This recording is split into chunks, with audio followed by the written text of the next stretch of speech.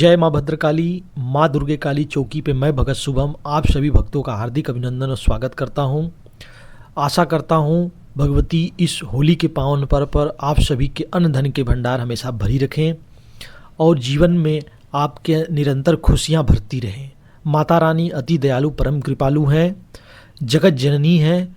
निश्चित रूप से आप सभी लोग अपने जीवन में सफलता पाएँ। भक्तों, आज का हमारा विषय है माता महाकाली, माँ दक्षिणेश्वरी महाकाली या माता काली के किसी अन्य स्वरूप की सवारी कैसे पाएं, अर्थात हम कैसे पूजा पाठ करें, क्या ऐसा विधि विधान करें जिससे भगवती की सवारी हमारे शरीर पर खुद पे खुद आने लगे।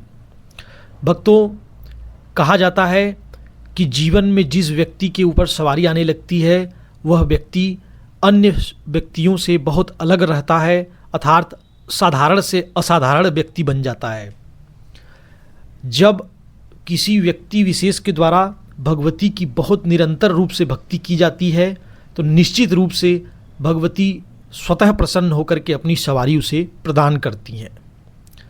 दूसरे रूप से देखा जाए तो जब कोई व्यक्ति को भगवती स्वयं आदेश देती हैं और उसे एक गुरु की मार्गदर्शन प्राप्त होता है उस व्यक्ति को, तब भी उस व्यक्ति को सवारी भगवती की प्राप्त हो जाती है। आज हम कुछ आपको ऐसे विधि विधान बताने वाले हैं भक्तों, यदि आप इसको करते हैं जीवन में तो निश्चित रूप से माता महाकाली आपसे स्वतः प्रसन्न हो जाएंगी और निश्चित रूप से आपको सवारी आने लगेगी। यह जो लक्षण बताए गए हैं या गुरु प्रदत्त हैं, निश्चित रूप से आप करें और आप इसका लाभ उठाएं। सबसे पहला लक्षण यह है भक्तों, माता काली की नित्य ज्योत आपको घर में जलाना चाहिए। अपने घरों में उनकी ज्योत निश्चित रूप से आपको लगानी चाहिए, चाहे आप उनकी ज्योत सुबह के समय लगाएं, शाम के समय लगाएं या दोनों समय लगाएं, बहुत ही अच्छा रहता है। और उनकी जो ज्योत लगती है भगवती की, कड़ू तेल अर्थात सरसों के तेल का दीपक जलाना होता है। चौमुखी दीपक जलाएं तो बहुत अच्छी बात है, अथवा एक मुखी भी दीपक आप जला सकते हैं भगवती के नाम से। जब भी दीपक जलाएं तो निश्चित रूप से माता का अरदास वंदना करते हुए ही जलाएं कि हे भगवती, ये आपके नाम की ज्योत मैं अपने घरों में लगा रही हूँ। हे महारानी, मेरे घर में, मेरे शरीर में निवास करिए। ऐसा प्रार्थना करते हुए आपको ज्योत लगानी है। दूसरा जो सबसे मुख्य उपाय आपको करना है कि माता महाकाली का भोग प्रसाद आपको प्रत्येक शनिवार को देना ही देना है बेटा जी। इससे क्या होगा भक्तों कि आप जब भगवती का भोग प्रसाद है आप उनको देते हैं तो माता प्रसन्न होकर के अपनी योगिनी शक्ति को सर्वप्रथम आपके घरों में सूक्ष्म रूप से भेजती हैं, जिससे वह योगिनी शक्ति आपके घरों में प्रवेश करती है, आपके शरीर में प्रवेश करने लगती है और निश्चित रूप से माँ काली का तत्व आपके शरीर में विद्यमान होने लगता है। भगवती का जो भोग प्रसाद है, भगवती केवल एक पान पेड़ा से प्रसन्न होने वाली देवी हैं। आपको पान, भगवती का पेड़ा और एक पानी वाला नारियल निश्चित रूप से आपको अरदास उनकी लगानी चाहिए। अगला जो आपको उपाय करना है भक्तों, उनके बीज मंत्र, यदि किसी व्यक्ति को गुरु प्रदत्त नहीं है, गुरु उनको नहीं मिला हुआ है, तो वह भगवती के बीज मंत्र क्लीम मंत्र का जाप करें। निश्चित रूप से यदि आप बार बार भगवती के क्लीम मंत्र का उच्चारण करते हैं तो माँ काली का तत्व आपके शरीर में विद्यमान होने लगता है और आपकी ऊर्जा आपके शरीर में समाहित होने लगती है भगवती की। अगला जो उपाय आपको करना है, कन्या को भोजन निश्चित रूप से किसी आप नवरात्रि में खिला सकते हैं या किसी पर्व पे खिला सकते हैं, या यथासंभव जब भी संभव हो कन्या, कुंवारी कन्या, छोटी कन्या को जरूर भोजन कराएं, ताकि आपकी जो मनोरथ है माँ के स्वरूप में वह कन्या जब ग्रहण करेगी तो निश्चित रूप से भगवती आप पे प्रसन्न होंगी और अपनी ऊर्जा आप तक पहुँचाएंगी। अगला जो उपाय आपको करना है, माता के साथ भैरव बाबा, बटुक भैरव बाबा चलते हैं। बटुक भैरव को कहा जाता है कि बहुत ही जिद्दी होते हैं, अर्थात बालक वाला जो अवस्था है वह बटुक भैरव का होता है। यह अति शीघ्र प्रसन्न होने वाले हैं, तो भगवती के जो उनके पुत्र के समान माता के साथ चलते हैं तो निश्चित रूप से बटुक भैरव के 2 लड्डू आपको जरूर देने हैं भोग में, जिससे बटुक भैरव जब प्रसन्न होंगे तो निश्चित रूप से माता महाकाली आपके साथ चलेंगी ही चलेंगी।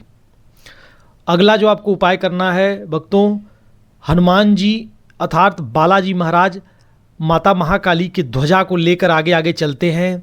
कलयुग की जागृत देवी महाकाली को कहा जाता है। उसी तरह कलयुग के जो देवता हैं, कलयुग के जो प्रभु हैं, इस समय हनुमान जी इस धरा पर आज भी हैं। जैसे माता महाकाली विचरण करती हैं, उसी तरह हनुमान जी हैं। उनके ध्वजा को आगे आगे लेकर चलते हैं। इसलिए हनुमान जी का भी 2 लड्डू का भोग आपको निश्चित रूप से संभव हो तो शनिवार या मंगलवार को आप लगा सकते हैं। उनका विशेष दिन मंगलवार और शनिवार होता है। अगला जो उपाय आपको करना है, माता महाकाली के जोड़े में बाबा गुरु गोरखनाथ जी चलते हैं। बाबा गुरु गोरखनाथ जी माता महाकाली की गुरु हैं, तो उन माता महाकाली को प्रसन्न करने के साथ साथ बाबा गुरु गोरखनाथ जी का भी आपको भोग देना चाहिए। बाबा गुरु गोरखनाथ जी का जो भोग है, आप अपनी इच्छा अनुसार कोई भी मिष्ठान, लड्डू, पेड़ा, जो भी आपको अच्छा लगे आप उन्हें ज़रूर चढ़ाएं। बाबा अति दयालु हैं, परम कृपालु हैं, नवनाथों के नाथ हैं।